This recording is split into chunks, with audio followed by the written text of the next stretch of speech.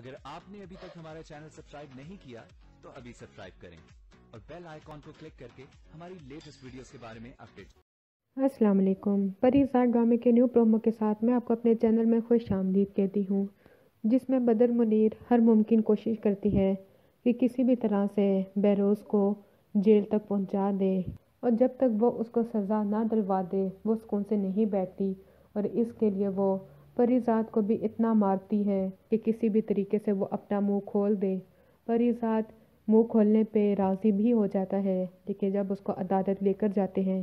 تو وہ بہروز کے خلاف کچھ بھی نہیں بولتا، بلکہ سارا الزام وہ خود اپنے سر لے لیتا ہے، جس کو دیکھ کر بدر منیر تو بہت ہی زیادہ حیران ہوتی ہے کہ بہروز ایک بار پھر سے بچ گیا ہے۔ میں نے تو پریزاد کو اتنا ہلکا لیا ہوا تھا،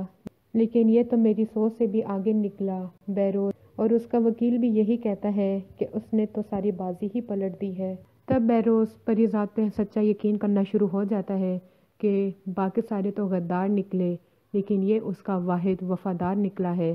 اس لیے وہ اس کو نقصان نہ پہنچے۔ وہ خود ہی جا کے اپنی